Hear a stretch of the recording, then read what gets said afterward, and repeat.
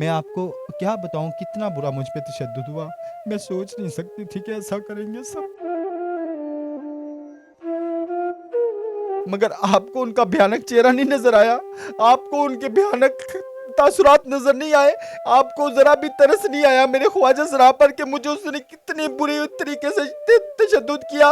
मगर मैं जब भी थाना गई मुझे इंसाफ नहीं मिला। अल्लाह का वास्ता है, हम ख्वाजा सरा हैं, हमारा तो आगे ही दुनिया में जीना मुहाल होता है। कोई फंक्शन पे मार देता है, कोई दोस्त बनकर मार देता है, कोई बहन भाई मार देते हैं, कोई माँ बाप मार देते हैं। हम जाएं तो जाएं कहाँ? अस्सलाम वालेकुम नाज़रीन, आपका मेज़बान साइम राजपूत और आप देख रहे हैं डबल एम न्यूज़। नाज़रीन कराम, फ्रेम में आपको जो पर्सनैलिटी नज़र आ रही है वो एक टाइम था जब एक पर्सनैलिटी थी। वो एक टाइम था जब दुनिया जानती थी। जी हाँ, रीमा जान अब ये दर बदर के धक्के खा रही हैं। कभी किसी अदारे के पास जा रही हैं, कभी किसी अदारे के पास। क्यों जा रही हैं, किस वजह से जा रही हैं? अपनों से दर्द मिला कि गैरों से मिला, हम जानते हैं। तमाम तर तफसीलात आप लोगों तक रखते हैं। अस्सलाम वालेकुम। अस्सलाम वालेकुम साइम, शुक्रिया आपकी टीम का शुक्रिया, आपने मेरी आवाज़ आवाम तक पहुंचाई। आपका बहुत बहुत शुक्रिया। और मेरे घर के सिलसिला में मैं जा रही हूँ दर बदर।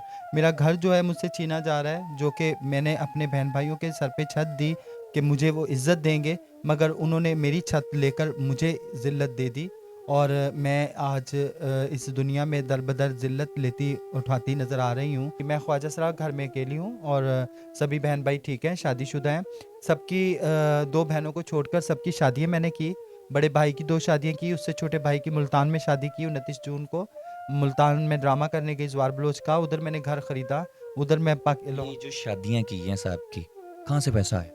जी, मैं फ़ंक्शन करती थी, मैं स्टेज ड्रामे करती थी, मैं लकी रानी सर्कस पे काम करती थी, मैं मस्कत बार डांसर बन के जाती रही और फंक्शंस वगैरह और लकी रानी सर्कस में मेलों में काम करती रही। काफ़ी मैंने मेहनत करके इनको भी इन खुशियाँ दी और अपने लिए भी एक छोटा-सा अपनी जन्नत नुमा घर बनाया, जो मुझे लगता था कि मेरी जन्नत है, जो कि मेरे भाइयों ने मेरे लिए वो दोज़ख बना दिया है कि मुझे इस उम्र में आकर इतना बुरा शदीद तरीके से तशद्दुद का निशाना बनाया जाता है कि आपको मैं कुछ नहीं बता सकती कि इतना नहीं, बुरा। आप कह रही हैं कि जिन भाइयों के लिए आप सर्कस में डांस किया करती थी, उन भाइयों ने आप पर तशद्दुद किया, जिन भाइयों की आप शादियां भी की आपने? जी, जी, उन्होंने ही मुझ पे तशद्दुद किया और इतना बुरा किया। उनकी बीवियों ने भी मेरे पे हाथ उठाया, मुझे बालों से पकड़कर घसीटा, मेरी पसलियों पे मारे, मुझे सीने पे ठुड्डे मारे। मैं आपको क्या बताऊँ कितना बुरा मुझ पे तशद्दुद हुआ। मैं सोच नहीं सकती थी कि ऐसा करेंगे सब। और आज मुझे उनसे अपना घर लेना है और अपनी ज़िंदगी को सुकून से गुज़ारना है। कितने मालियत का वो घर था? 1.5-2 करोड़ का घर है, जो मैंने 14,75,000 का हाजी अशरफ साहब से खरीदा था। शर्म आती है मुझे ऐसी बहनों पर। माँओं की जगह होती हैं बहनें, माँ का दूसरा रूप होती हैं।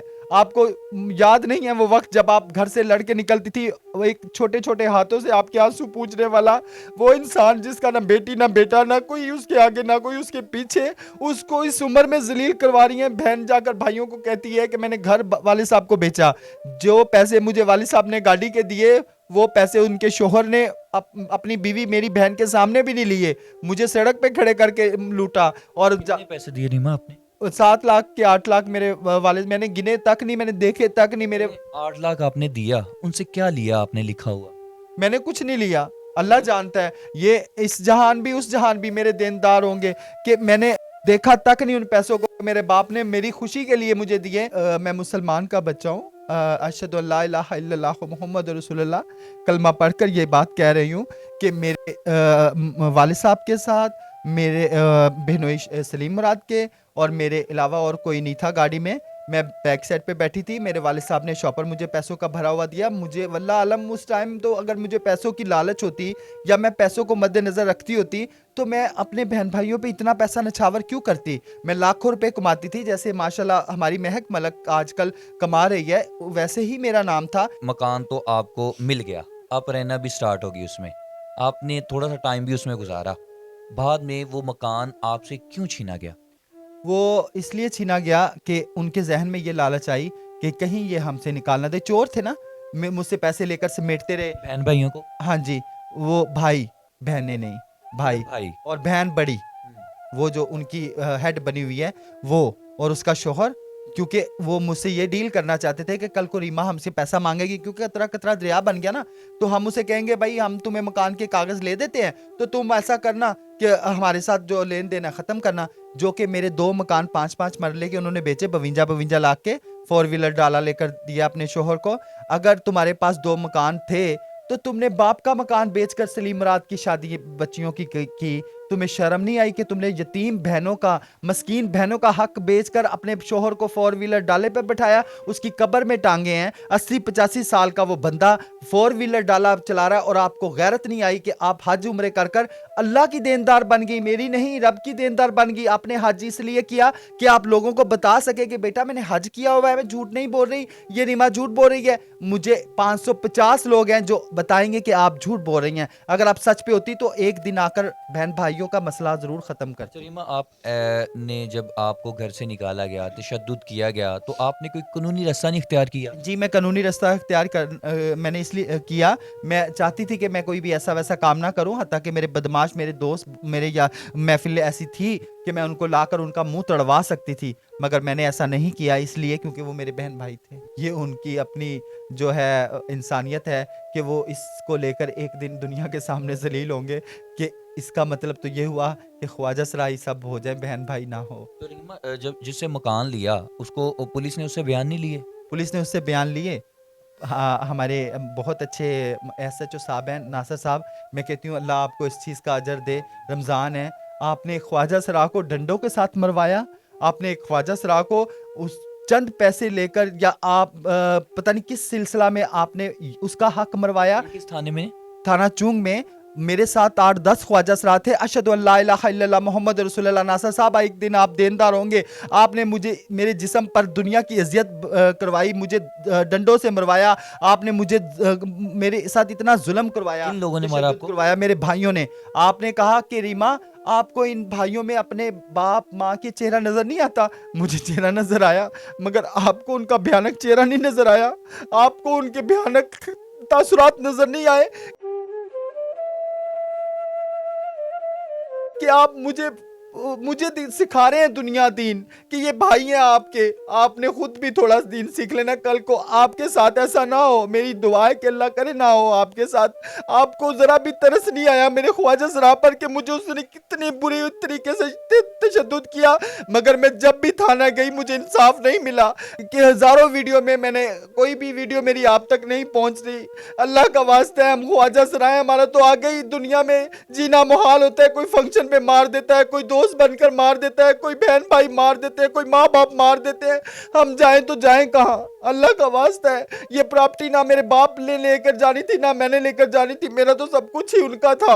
उन्होंने मेरी जिंदगी इस टाइम इतनी दर्दनाक बना दी है कि मुझे खुद पे शर्म आती कि मैं उनकी कौन कौन सी बात आपको बताऊं आप लोगों को। अल्लाह ताला आपको सब्र दे, आपने परेशान नहीं होना, हम आपके साथ हैं। देखें, आईजी पंजाब साहब, आपसे गुजारिश की जाती है, आप तक भी ये गई, क्या फिर मैं भी वही समझूं जो आवाम समझती है कि फिर ये ना तो इंसानों में गिने जाते हैं और ये फिर ख्वाजा सराय हैं, और ख्वाजा सराओं में हम इंसानियत नहीं गिनते या हम अपने माशरे का हिस्सा नहीं समझते? क्या मरियम नवाज साहिबा, आपके पास भी दरख्वास्त गई, क्या वो रद्दी में चली गई?